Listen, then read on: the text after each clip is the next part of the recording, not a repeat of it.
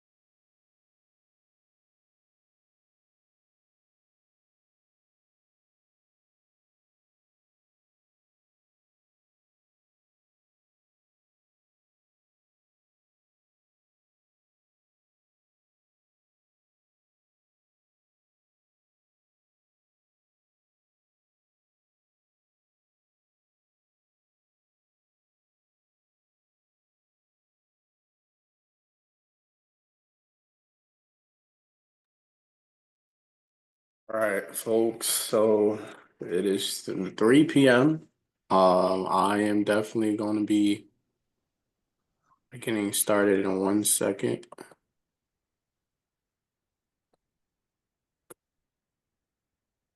So first and foremost, happy Friday. I think that this is the third webinar, right? And thank you for everyone who's been showing up and supporting this webinar. A lot of you have actually been completing the Initiate Prosperity modules, and this is why we started this. So my name is Atsuko St. Louis. For those of you who don't know me, I'm the technical assistant, part of BCL Small Business Development Team. Before I get started into the nitty-gritties and the content of what we have for today, just want to allow Sean Chrysostom, who's on the meeting with us, just to give a little overview of BCL. Some of you, this may be your first time hearing of us, and just may be unaware of our services. So, Sean, I'll let you take it from here. Thank you, Suko. Um, so BCL is a mission-driven organization that is committed to the revitalization and strengthening of underserved communities throughout the Baltimore metro area, and offers flexible loans and financial services, including technical assistance to underserved communities. Baltimore Community Lending is what we call a CDFI, or Community Development Financial Institution, based in Baltimore City. And we're 100% dedicated to delivering responsible, affordable lending products to help low income and low wealth individuals and disadvantaged people in communities join the economic mainstream. You can find information on us on our website, bclending.org. We work with governments, foundations, institutions, community stakeholders, and other institutions to work with small business owners. We also have a real estate side that works with small developers. Since our inception in 1989, BCL has sought to strengthen neighborhoods through flexible financing.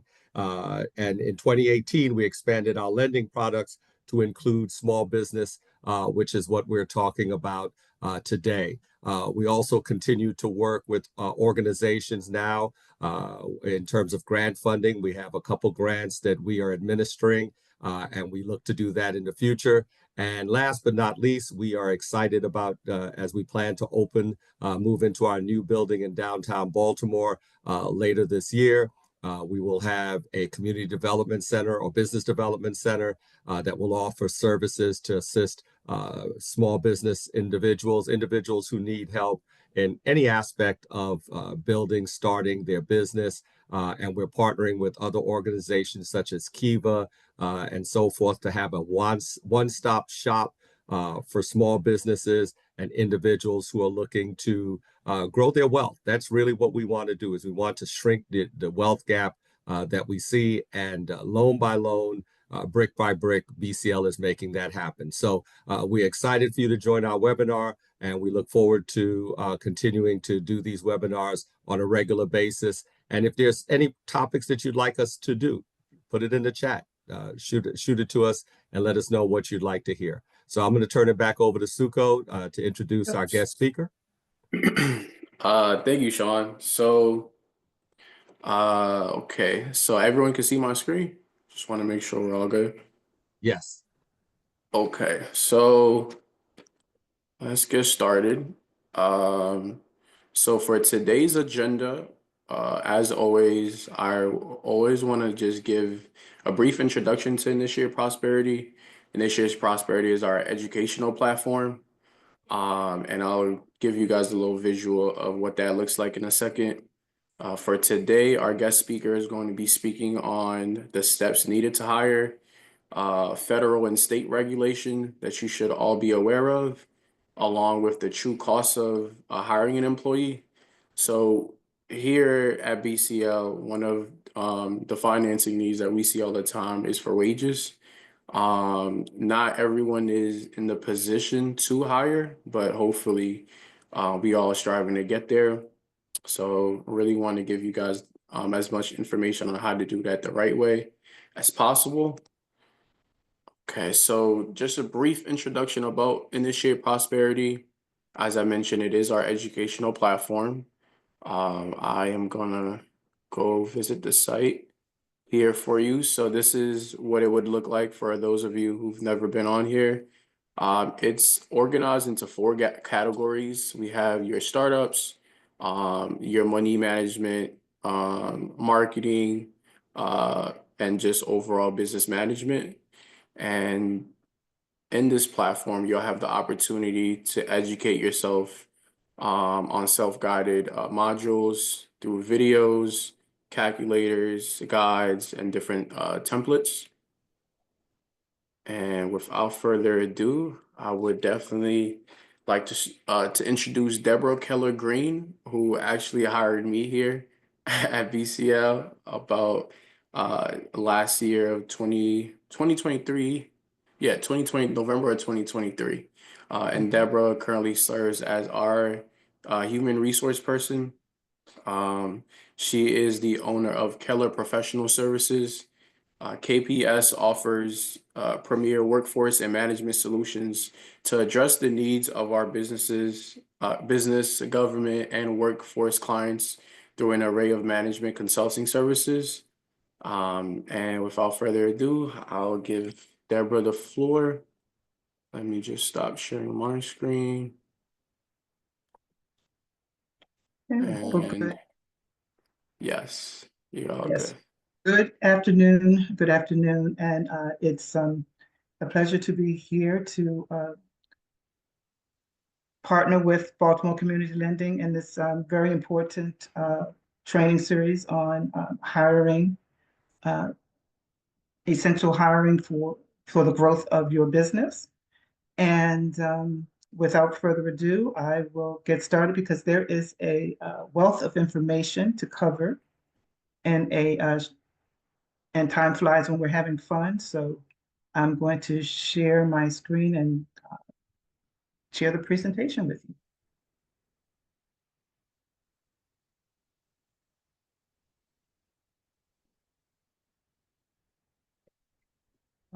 Okay. All right. Is everyone able to see the screen? Yes, you're all good. All good? Okay. So Mm, again, the topic of today's webinar is hiring essentials for business growth. And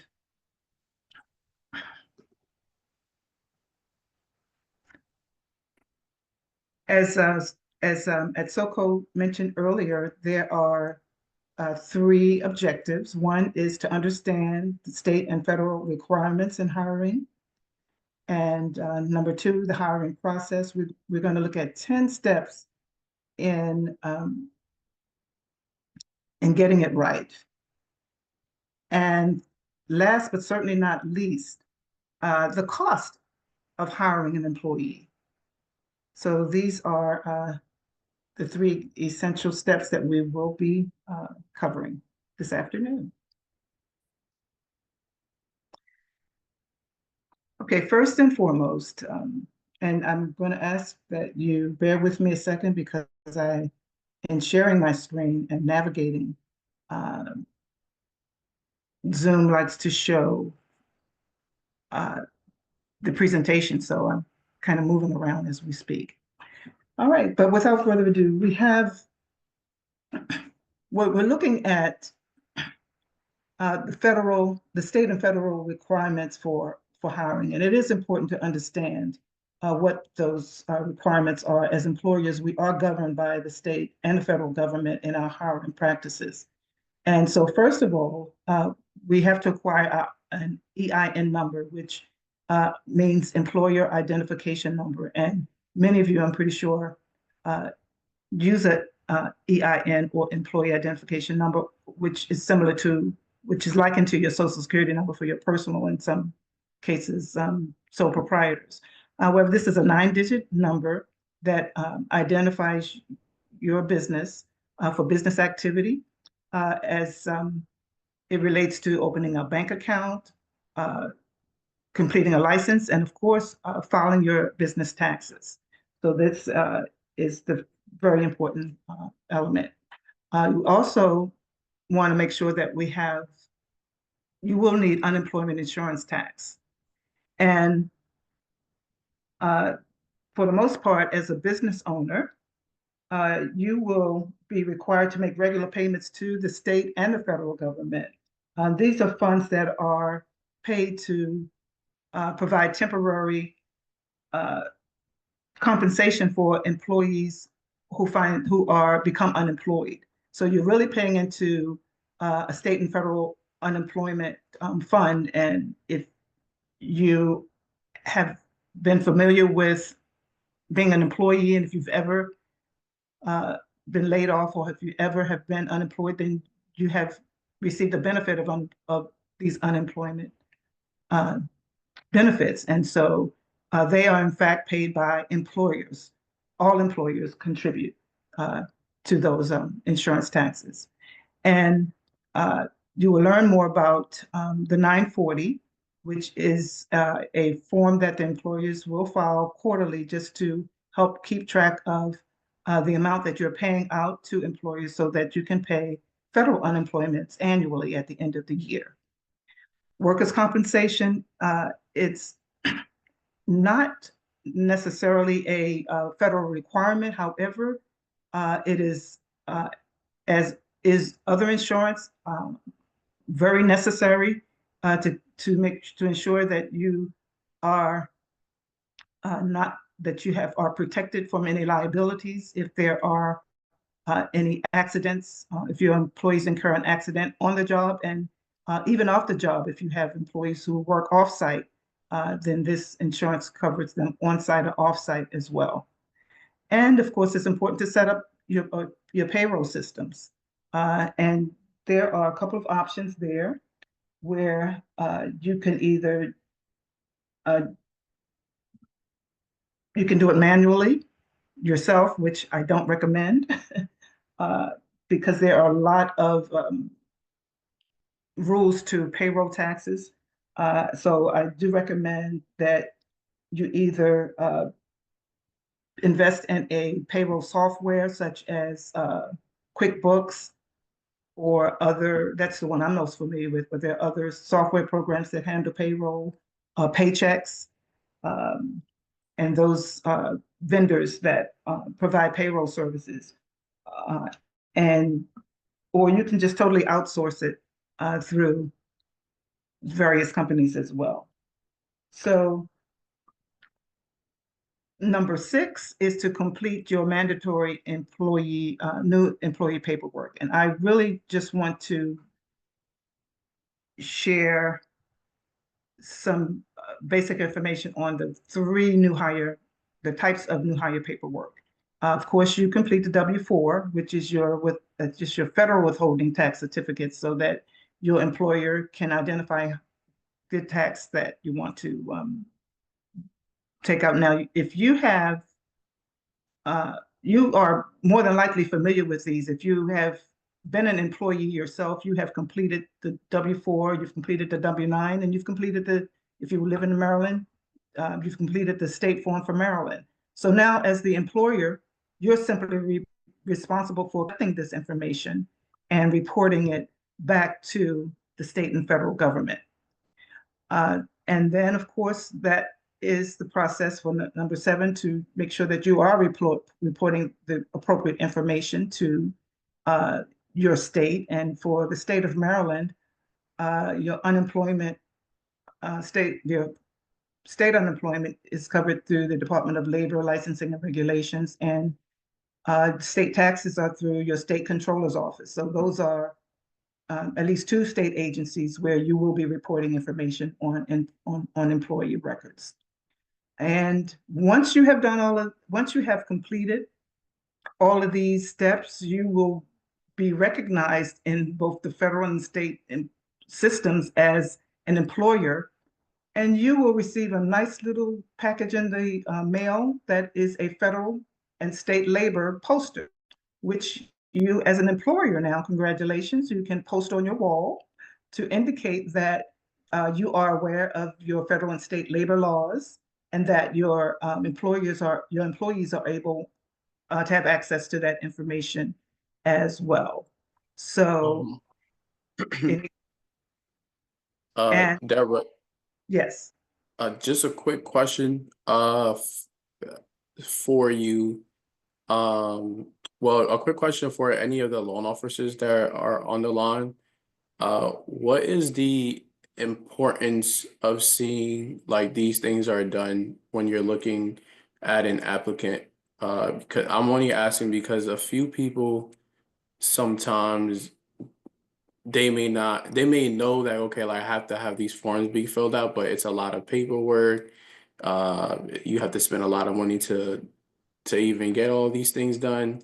But I just want them to understand the importance of when you do go in front of an underwriter, whether you come to a CDFI like us or you go to a bank, like what does having all of these steps really tell an underwriter? I don't know if anyone wants to take that on. okay, Sean or Walter, do either one of you want to answer the question, or would you like me to, or is this any of? I guess I'll answer the question. Well, the first rule we want to see is to make sure that you're organized and you're in compliance with all these laws, because you don't want to intermingle funds. So if you can go to the IRS website and get your EIN. So you can have your business bank statements, with the bank, and then set it and then register with the state of Maryland. These are the first steps so you can start organizing and you don't mix your funds, and because as loan officers, we don't want to see from your business checking account that you went to Chuck E. Cheese, right? That's not really an expense unless you run a daycare. But let's say you're a truck driver, really you're going to Chuck E. Cheese. So we really want to see those organizations and that you are current with all the state licensings and federal licenses, because that's also part of the technical assistance that BCL requires even before you get to a loan officer. After the proof of concept, it goes to technical assistance, it goes to Sean and the other technical officers. Thank you. I appreciate you, Walter. Mhm. And Okay. I would just add to that if you're in business, and I would think if you have an EIN number, employee identification number, instead of your social security number, it shows that you have gone that extra step to do your due diligence to file with the Internal Revenue Services to have an official employer identification number. That just says that you have taken that first step, and likely all the other steps that will follow, because your social security number is more personal than it is, if you're establishing your business for as an employer, and to get loans and to secure funding, you want to be recognized by your employer identification number versus your social security number. So it just shows you part of your due diligence. I just wanted to add that you go to the IRS, so you can actually get this through the IRS website, the EIN number. And really, generally, you need an EIN number to, hire employees. You want to set up a partnership or corporation, and just, pay your sales tax and other taxes as well. So it's just that you're more organized and you're really taking ownership of your business. Yes. And so in terms of workers' safety measures, I think that's always important to have written safety measures, because they really correlate back to your workers' comp. And to the extent that you are educating your employees regarding the importance of safety, that will lessen the incidents of accidents on and off the job, and it will keep your workers' compensation insurance rates down.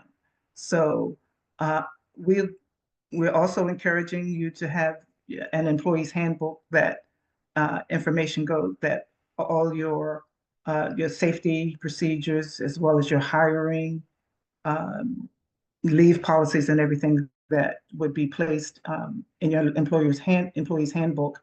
And we'll talk a little bit later about onboarding, and that becomes, really an instrument that's handy during your onboarding process. So I wanted to pause here, to see if there were any questions, or if any of the TAs or the members of Baltimore Community Lending wanted to add any information, or if there are any questions before we go to the next topic, which is looking at the 10 essential steps in hiring, 10 steps in getting it done right and hiring the right way. If not, without further ado, Yeah, no questions on my end. No questions? Okay. Mhm. All right, so now we're going into objective number 2, the hiring process and the 10 steps to getting it right. Getting it right is important. And bear with me a second, I wanna.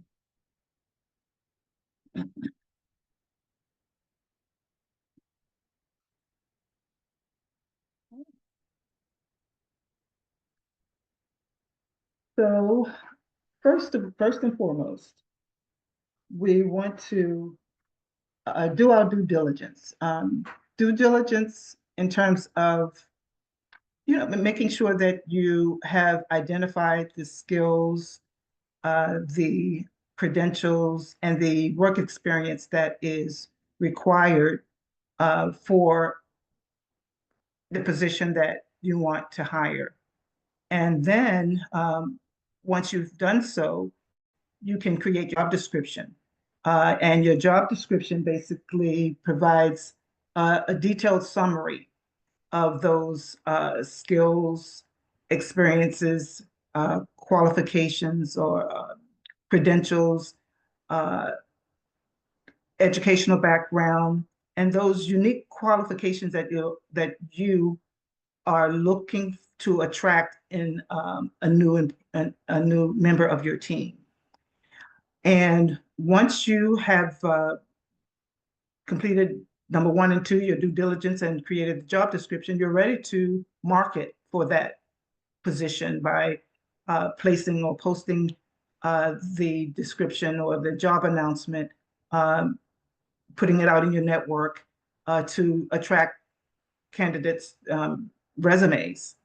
And so that resume review process is the next step, where you just simply are looking to identify people who seem to understand what the job entails. You're going to screen out those that there's a screening process where I'll tell you my first pet peeve: if you see typos in the resume, if it's not easy to read, if it's not a lot of good white space where you can actually see what skills they have, if it's not organized and so forth, then we put it in what we call file 13, which is simply the trash can, because it has typos in it that shows they don't have attention to detail. If it's not easy to read, then you're spending too much time looking it over. So the applicant should take the time to make their resume appealing and attractive to your eye to be considered. And then those that stand out, that that you can read, that you can identify as qualified on paper, you want to know more about them. So you're starting the interview process. And what we recommend is you're probably going to identify a handful, maybe 4 to 5 people that have caught your attention. So you want to schedule what I call a preliminary interview, or a telephone conversation, 15-minute conversation, just to find out a little bit more about that applicant, just to determine if they are a good fit for your organization. So I'm going to go ahead and share some sample questions that you could ask in this 15-minute period. And some of these questions you can also ask during the more official interview as well. But here are some typical questions that you can ask. Tell me about yourself. We'll let you know if the applicant has identified their skills and interests with the position. if they're telling you, if they're selling you on, if when you ask this question and if they're able to tell you about themselves as it relates to their skills, credentials, and abilities for the job, then you've got a good candidate. Why they want the job? You want them to have some excitement about the job itself. If they are, if they some enthusiasm about the work, because you want people who are excited about joining your organization, who are going to want to join the team and succeed and to help you to succeed with the mission of your organization. Personal achievements, what are you proud of?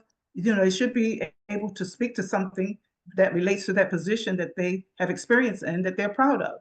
You know, the next thing is describe an ideal work situation. This will let you know what their core values are in terms of how well they work and what are their work habits. And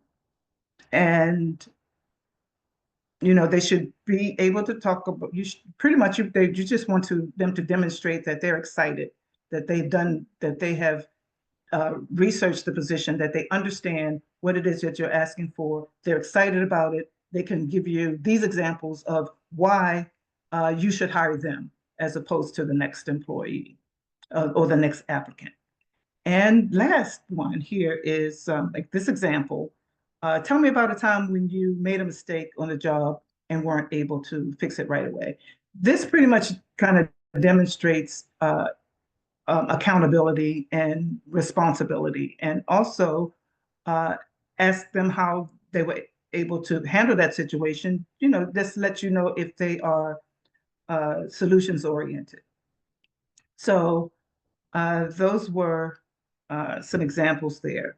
And I'll go ahead and go through number 5, perform a reference check. These should be professional references. They should be references from individuals who've worked with them in the past so that they can speak to and can confirm information about their job titles and responsibilities, and just validate what they have said on paper and what they may have said during that 15-minute conversation.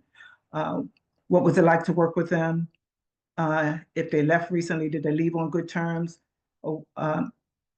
Looking at their strengths and weaknesses, what do they identify as strengths and weaknesses? And should be able to really indicate whether or not they feel that this person is a good, has the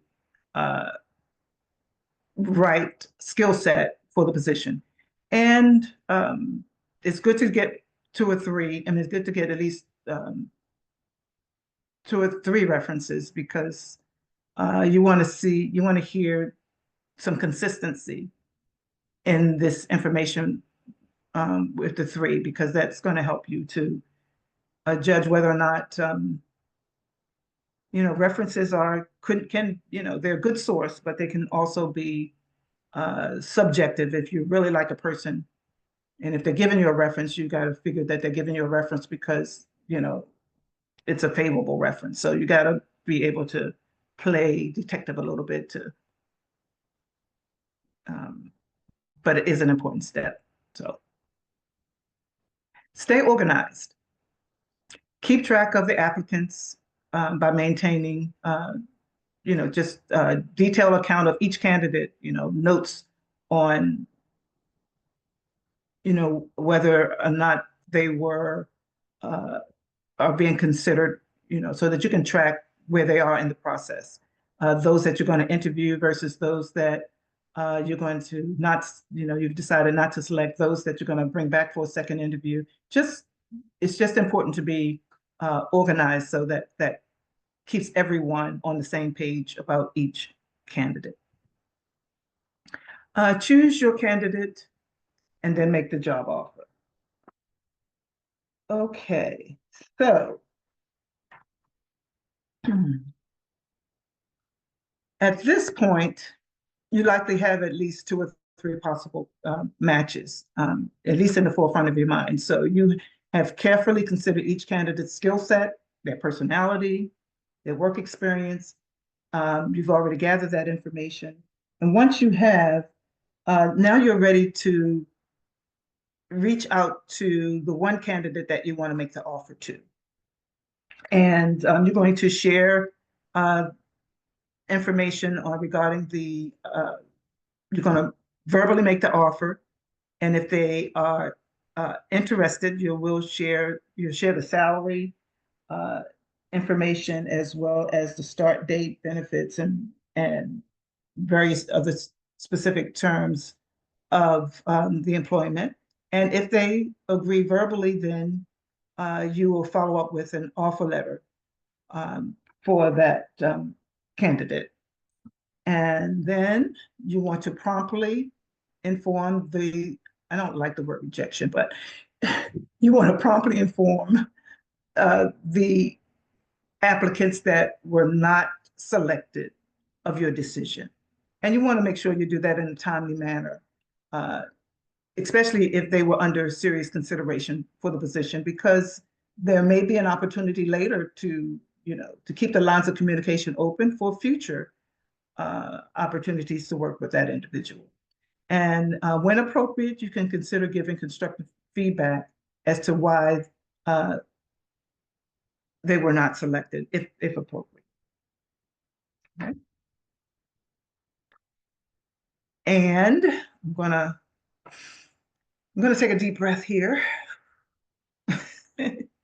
as we look at number 9, making sure your paperwork is in order. So this is just kind of a recap. And this presentation will be provided to you. I'm sure it's going to be provided to you for future reference.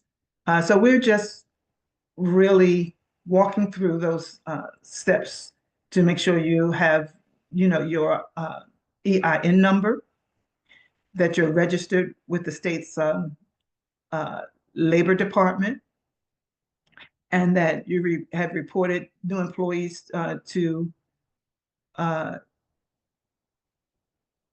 designated new hires to both the state and the federal within a 20-day period is a good time frame. And when you set up your payroll systems, that is typically workers' compensation.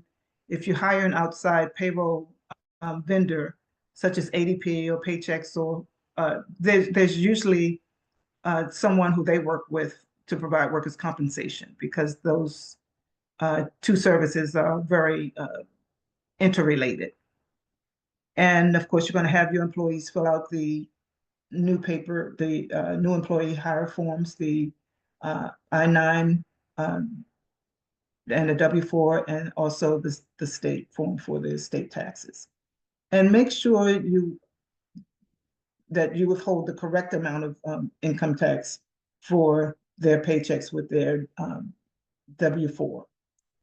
And it is also recommended that you run background checks on new hire. Now that should be a stage that is completed during that process, when you are identifying the candidates that are in the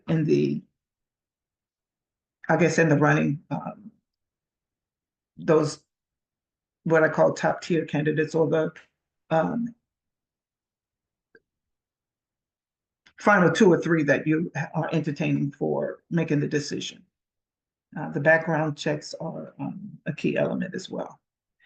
There are new requirements for background checks, so it is important. When we talk about human resources, there's a lot to cover, and we don't have the time here today, but you should be consulting a human resource professional or an attorney in making sure that you are in compliance with state and federal hire regulations. And Maryland does have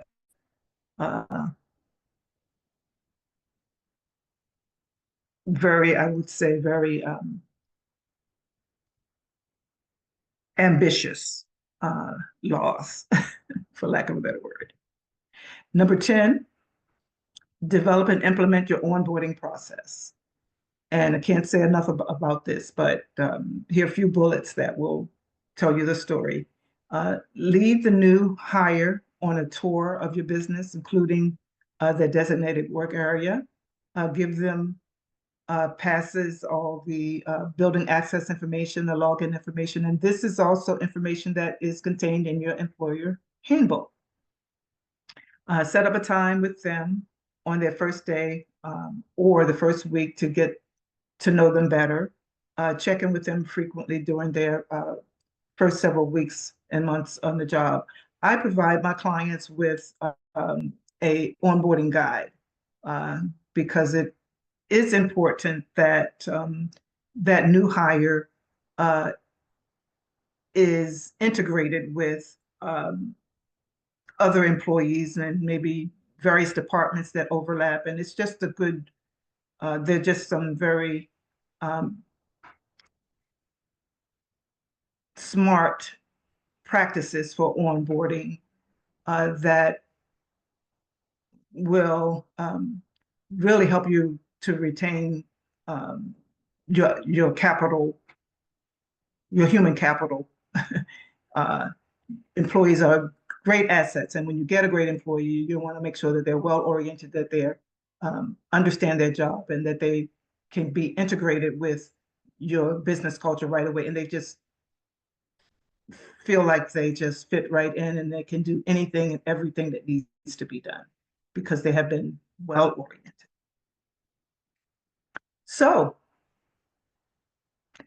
as a business owner, well, I'm going to read this and then I'm just going to pause and ask for input if there are any questions. Are there any questions at this time, or would members of the BCL team have anything that they would like to add to No, the information? no questions on my part. I think it was very thorough. This is definitely a presentation that I want to go over myself and just take a look at the forums as we continue to advise our clients. But no questions on my end. Okay, anyone else? Okay. Deborah, this is Sean. I do want to ask a question that sometimes comes up because, you know, employees are key to our clients being successful.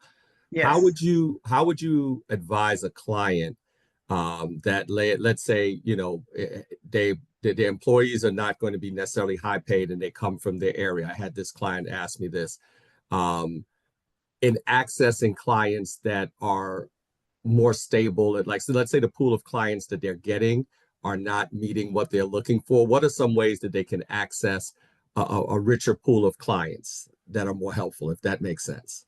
Oh, yes, that actually does make sense. So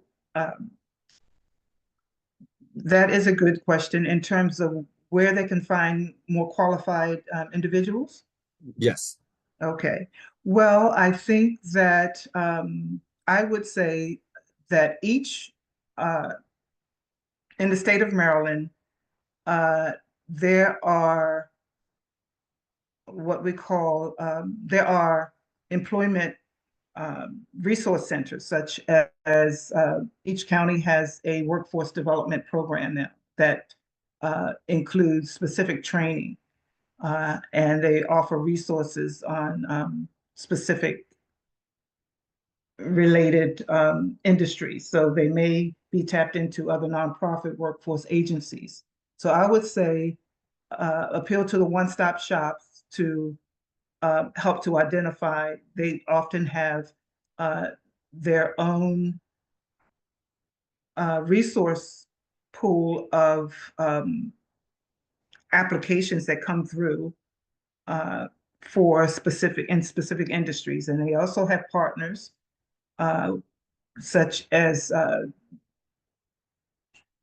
workforce nonprofit partners who train and provide certified training in areas, for example, let's say in hospitality, Baltimore Community College. And so you can also check with your community colleges. So check with your state, your city, and your county workforce agencies as well as your colleges. your local community colleges for specialized programs that they offer, maybe in certain trades and such as hospitality and various areas where there is certified training. And Department of Labor also keeps track of all of the certified training that is registered. So that may be a good source also if you want to know what areas the Department of Labor offers for certified training. They may be able to refer you to resources as well. So you have your city and county one-stop workforce areas, and then you have your community colleges, and you have the Department of Labor. Thanks. That was helpful. That, that's a good place I can point clients who complain about not being or say that they're having trouble sourcing steady clients. Thanks. You're welcome. Thank you for the question. All right. So now we are ready to, how are we doing with time? So I have no idea. We are ready to segue into the true cost of hiring an employee. Okay, I think we're doing good. I have 3:42, 20 minutes. Now,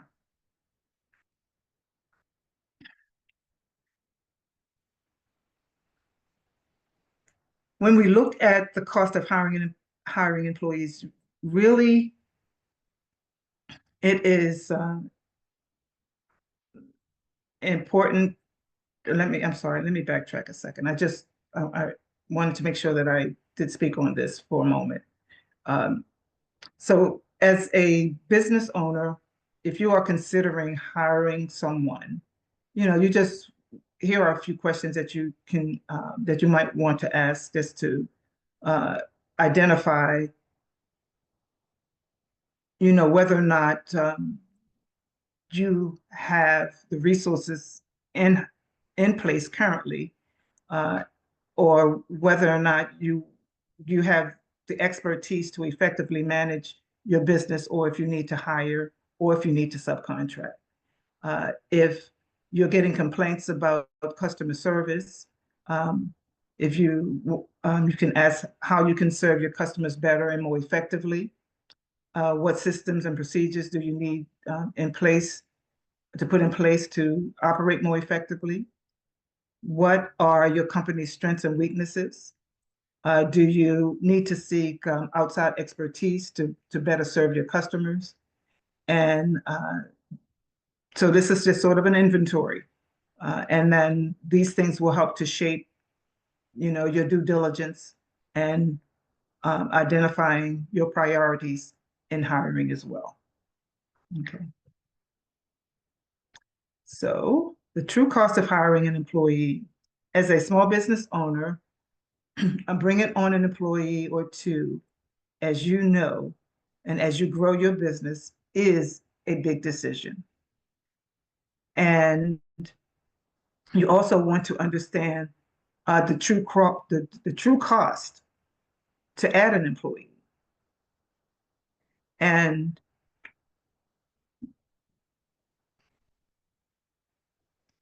on top of the employee's actual annual salary, you are also responsible for reporting all payroll-related taxes. So as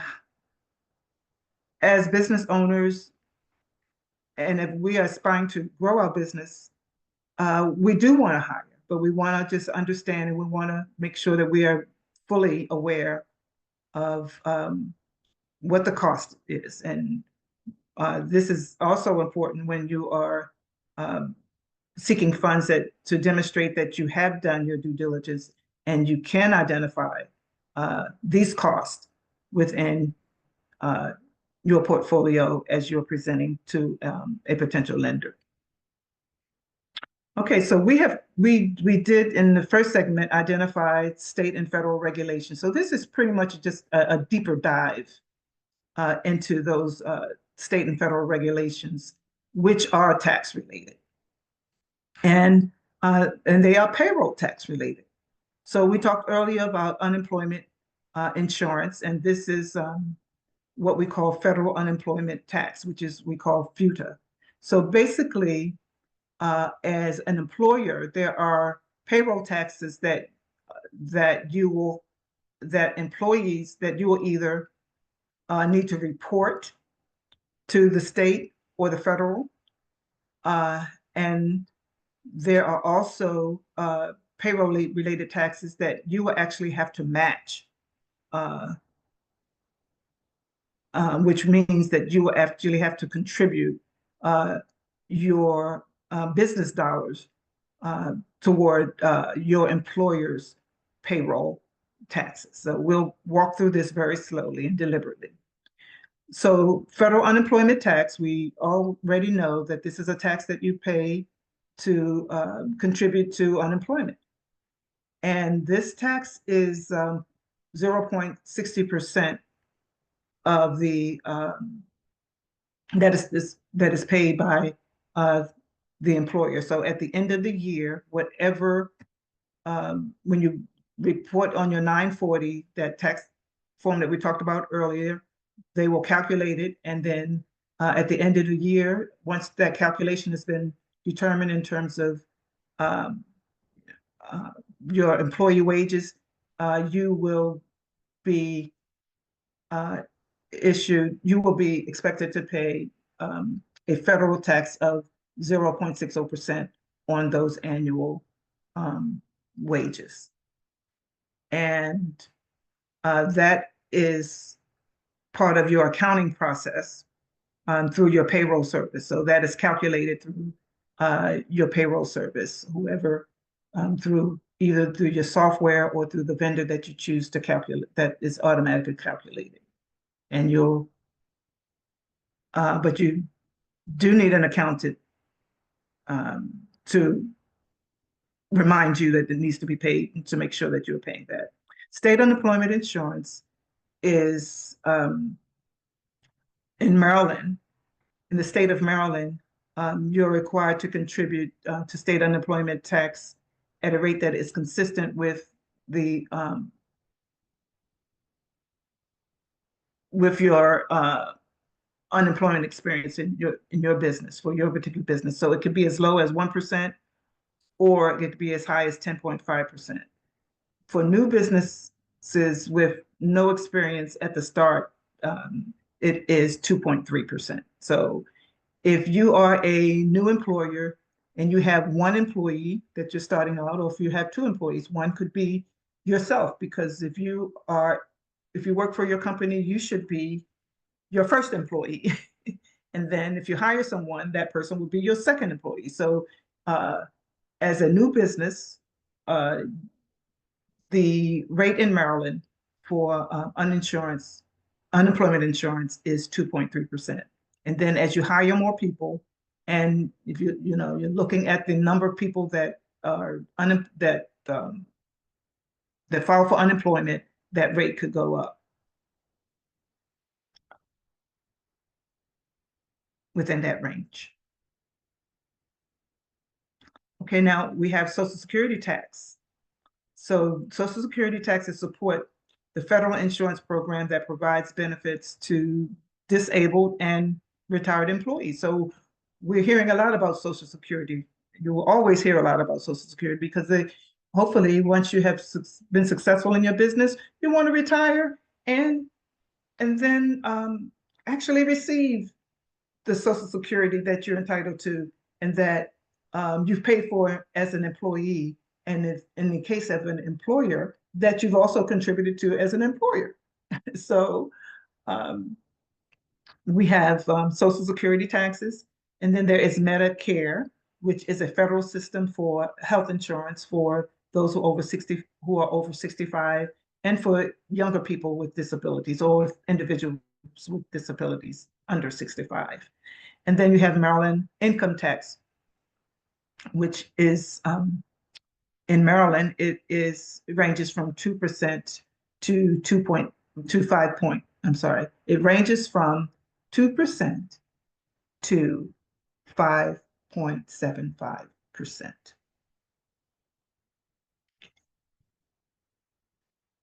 Okay, so we're going to just walk through this in more detail. Specifically, Social Security taxes. So as an employer, as I indicated earlier, you are responsible to pay a matching amount for each payroll period to support your employees' Social Security. So the current rate for Social Security is federal. So the current rate for Social Security is 6.2%. So we're going to give you an example of how this all plays out later, but I just want to give you a little detail. Medicare is a tax that employers also pay a matching amount for each payroll period to support the employees' Medicare insurance. And again, this is just like unemployment. These are things that as employers, we contribute to. So we're contributing to the economy in a big way as employers because we're contributing to federal to unemployment, and we're contributing to Social Security, and we're contributing to Medicare. So, this is a big deal.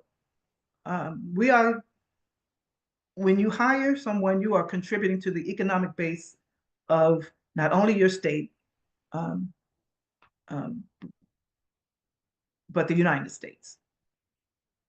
And Medicare, the current rate for Medicare is 1.45%. State employment rate, which we talked about again, is between 1% and 10.5%. And then for workers' compensation insurance, it's a variable cost. There is not a percentage because this is based on a number of factors in terms of the type of employees that you have, and it's associated with the level of risk. I think the lowest level of risk is an administrative desk job, or administrative is the lowest cost variable for workers' comp. And you can guess what may be the highest. It could be, someone in the trades and construction because you have a higher risk of injury. So if it's, so the rate varies depending upon the type of employees that you hire, and you will. This insurance is offered through a insurance provider who can share the details of that information, and you have the option to shop around, of course. And then there are payroll. If you choose to use a payroll vendor, then you will incur payroll fees, and if you choose to use a payroll software, you will have fees associated with paying those software fees as well. So those are payroll tax related, and as well as payroll related taxes, as well as other related expenses to payroll or to being an employer. So here is an example. Let's say that you want to bring on, let's say James, who is you want to bring on someone who is a part-time employee to help with their social media. And you are going to pay that individual, the annual salary for that individual is $15,480. And this is a part-time position. So based on the percentages that we talked about prior to, Social Security tax, if we look at Social Security tax, we said it's 6.2%. Okay, so 6.2% of the annual wages comes out to be $959.76. Medicare, I believe, is 1.45%. So that's the equivalent of 1.5%. Federal unemployment, I think, is a standard rate of $42. And then you have the Maryland state unemployment, which is 2.3%, which comes to which equals $356,024. So if you add those, the total tax, the total employer taxes for $15,480 that's an added cost of $1,582.46.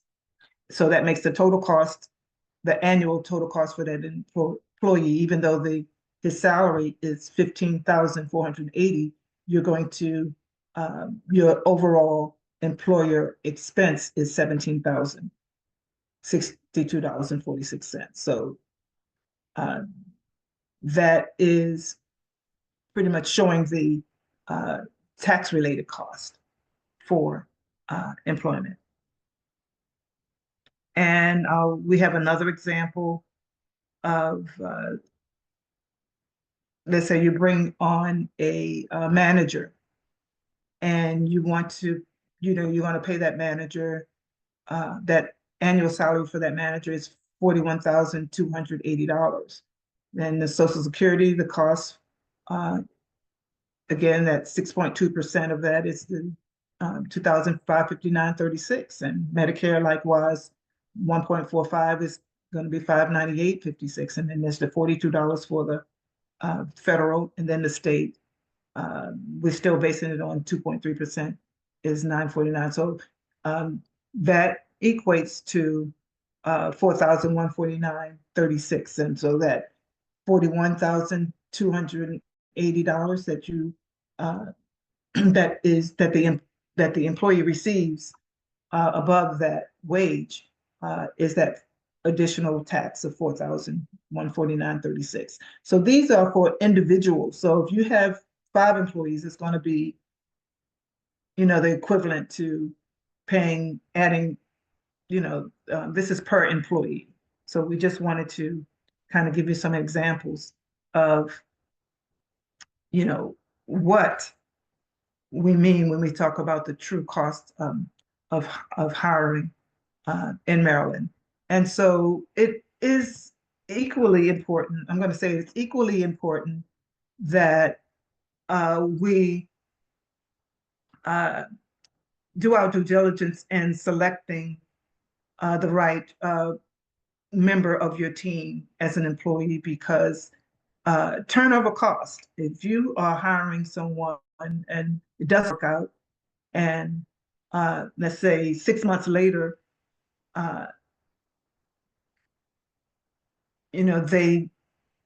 it's determined that they're not a good fit, or maybe they decide that they want to leave, or it doesn't work out, however that turns out, then that means that you're starting this process over again. So that means it's costing you time, and it's going to cost you money, and it's going to cost you downtime.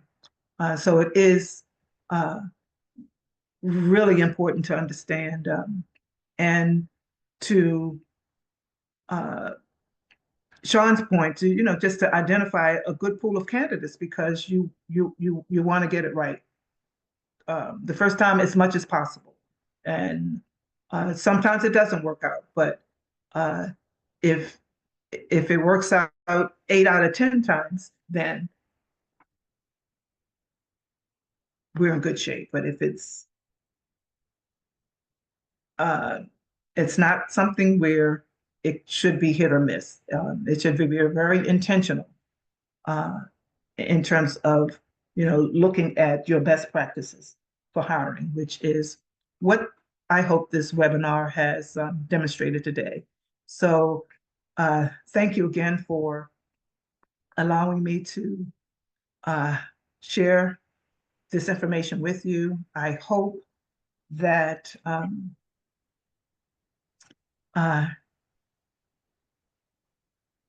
this is information that you can use, and I want to thank Baltimore Community Lending for extending this opportunity for me to share this information with your clients. And I just want to say, just to give you some additional information about some additional costs, which I think I've already covered, but there are, of course, in addition to workers' compensation and the payroll vendor fees, there is paid and unpaid leave. Maryland, as I said, is very ambitious in reference to employee inquiry, employer employment law that favors employees. So just be aware that